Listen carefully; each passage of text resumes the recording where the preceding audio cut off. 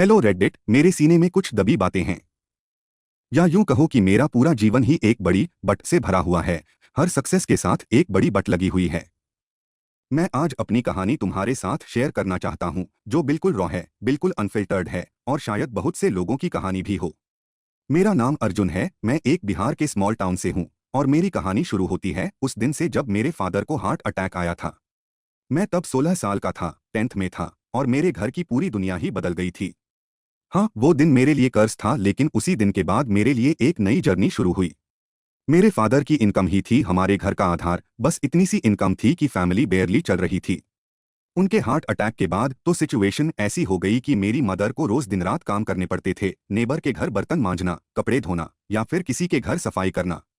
मेरे दो younger sisters थीं, प्रिया और स्नेहा, और मेरे बड़े भैया राहुल भी थे। लेकिन भैया भैया एक बिल्कुल अलग अध्याय थे, बिल्कुल अलग। राहुल भैया मेरे से 8 साल बड़े थे और उन्होंने कॉलेज में ही ड्रॉप आउट कर दिया था। वो हमेशा कहते थे कि पढ़ाई से क्या होगा यार, लड़के को कमता बनती है, इंजीनियरिंग कर, एमबीए कर, सब बेकार है। और फिर वो अपने दोस्तों के साथ घूमते रहते थे, बाहर की दुनिया में ही रहते थे। मदर मेरे से बार बार कहती थी, तुम भैया जैसे मत बनना, भगवान के लिए तुम पढ़ो, कुछ बन जाओ ताकि इस घर का भविष्य सुरक्षित हो। मेरी मदर की आंखों में हमेशा एक डर था, किसी और के ऊपर निर्भर न रहना पड़े। और यही डर मेरे अंदर बिठा दिया गया। मैंने उस समय से ही अपने लिए एक गोल बना लिया था, एसएससी एग्जाम क्लियर करना, एक गवर्नमेंट जॉब पाना और अपनी फैमिली को बचाना।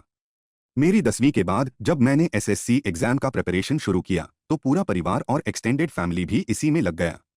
बुआ मदर की बड़ी बहन थीं, वो लगभग हर हफ्ते आती थीं और मदर को समझाती कि अर्जुन को ढंग से पढ़ा दो, ये ही तुम्हारे सहारे होंगे। अगर पास हो गया तो खुद को भी बचा लेगा और घर को भी। तब मुझे लगता था कि बुआ को मेरी फिक्र है, लेकिन बाद में समझ आया कि उनकी प्राइमरी कंसर्न मेरी सक्सेस नहीं, मेरी सक्सेस के बाद क्या मिलेगा ये था। मेरे अंकल फादर की बड़ी भाई अमीर थे, उनका अपना बिजनेस था और वो बार बार कहते थे, अर्जुन बेटा अगर तू एसएससी क्लियर कर ले तो बताना, मैं तुझे कुछ कनेक्शंस दे दूंगा। और मेरे दादाजी, मेरे दादाजी, वो तो बिल्कुल ही हर चीज को एक डील की तरह देखते थे। 12वीं के बाद जब मैंने एसएससी की कोचिंग ली तो पूरे एक्सटेंडेड फैमिली में जैसे एक्साइटमेंट आ गई। सबको लगने लगा कि अब बड़ी चीज होने वाली है।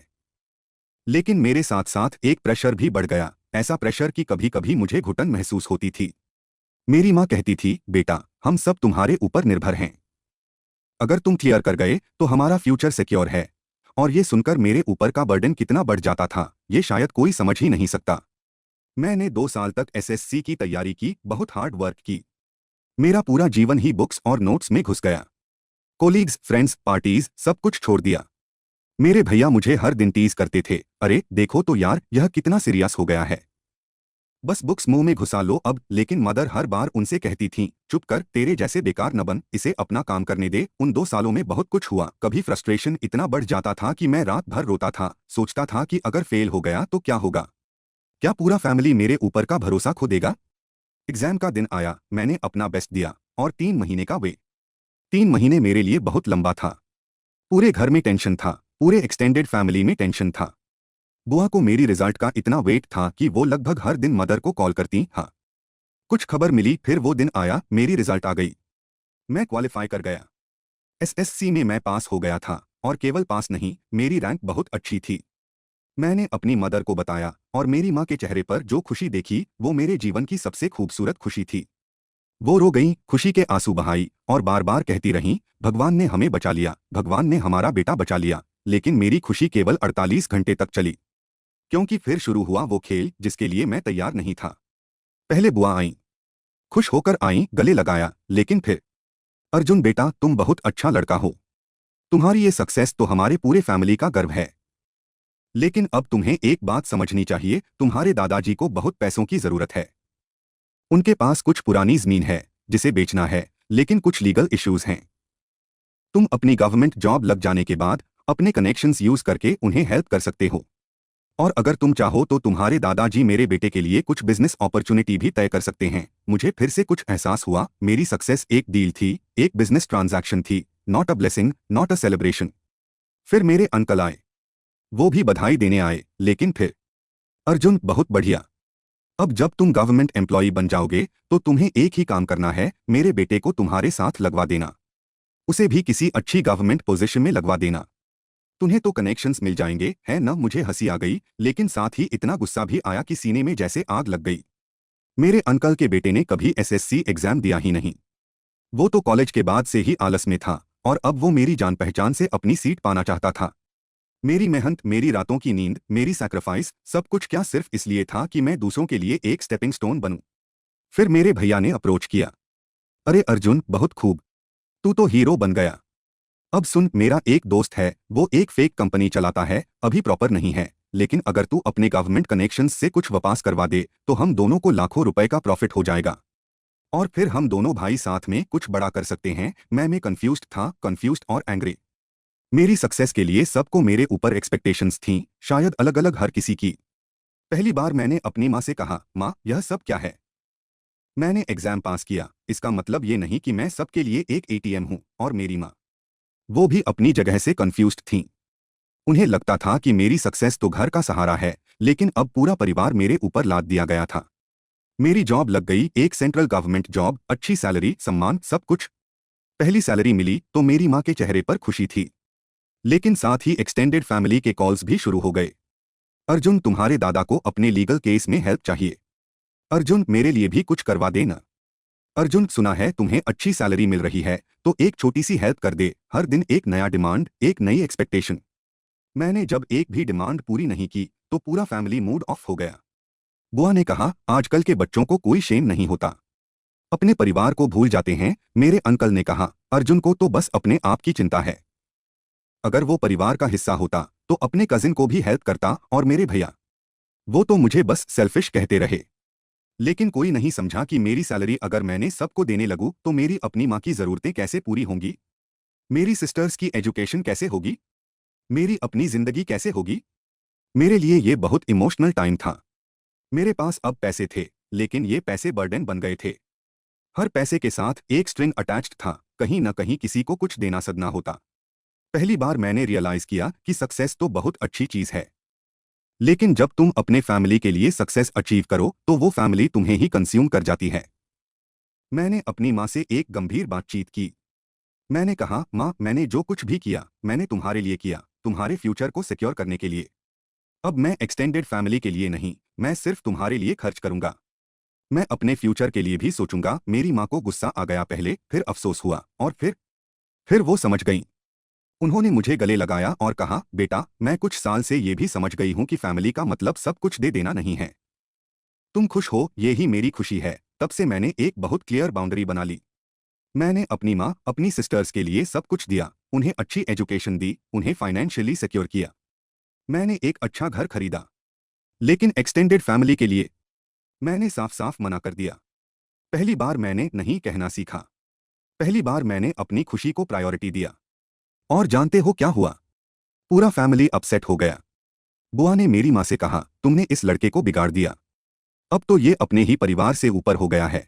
मेरे अंकल ने कहा, अर्जुन को तो कोई फैमिली वैल्यूज नहीं है। मेरे भैया ने तो सबसे बदतर, उन्होंने मेरे बारे में गलत बातें स्प्रेड करने की कोशिश की। वो कहते रहे कि मैं एरोगेंट हूँ, मैं सेल्फिश हूँ, मैं अपने फैमिली को भूल गया हूँ। लेकिन साथ ही साथ एक बहुत अजीब बात हुई, मेरे एक्सटेंडेड फैमिली के लोग अब भी मेरे कनेक्शंस का यूज करना चाहते थे। वो हमेशा मेरे पास आते थे किसी न किसी काम के लिए। उन्हें मेरी सेल्फिश नेचर का कंप्लेन था, लेकिन वो मेरी हेल्प भी चाहते थे। यह डबल स्टैंडर्ड था, प्योर और सिंपल। 3 साल हो गए अब मेरी जॉब के। मैंने अपनी माँ को एक छोटा घर खरीद कर दिया, जो अब हमारा है। मेरी सिस्टर्स को अच्छा कॉलेज में डाल दिया है। मेरे भैया के लिए भी मैंने एक बार एक छोटा अपॉर्चुनिटी दिया, लेकिन वो उसे सक्सेसफुली यूज नहीं कर पाए। अब तो मैं बस अपनी जिंदगी जी रहा हूँ। मैंने एक अच्छी लड़की से रिश्ता कर लिया है, और हम आने वाले साल शादी करने जा रहे हैं। लेकिन यहाँ भी नई प्रॉब्लम शुरू हो गई।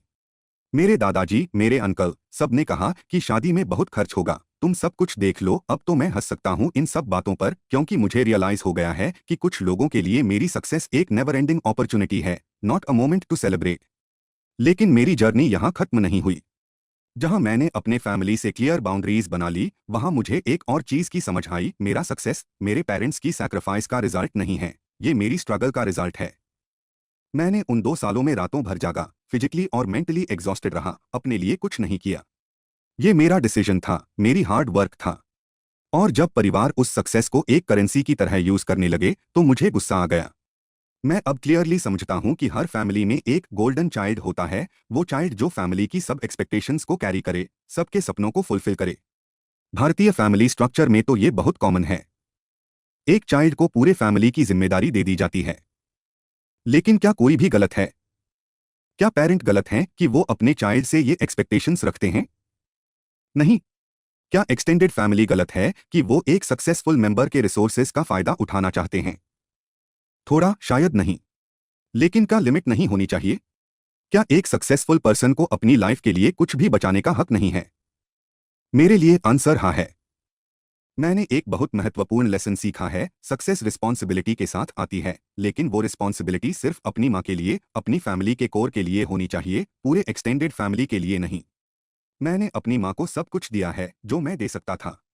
मेरी सिस्टर्स को अच्छा फ्यूचर दिया है। मेरे घर को फाइनेंशियली सिक्योर बना दिया है। अब मेरा ड्यूटी पूरी हो गई है। अब मैं अपने लिए जी सकता हूँ, अपने आने वाले फैमिली के लिए सोच सकता हूँ। आज जब मैं इस कहानी को लिख रहा हूँ तो मेरे मन में दोनों चीजें हैं, खुशी और गुस्सा, ग्रैटिट्यूड और बिट्रे। मैंने अपनी फैमिली को बचाने का सपना देखा था और मैंने वो सपना पूरा किया। लेकिन साथ ही मुझे ये भी सीखा गया कि सक्सेस कभी भी काफी नहीं होती अगर तुम एक जॉइंट फैमिली में हो।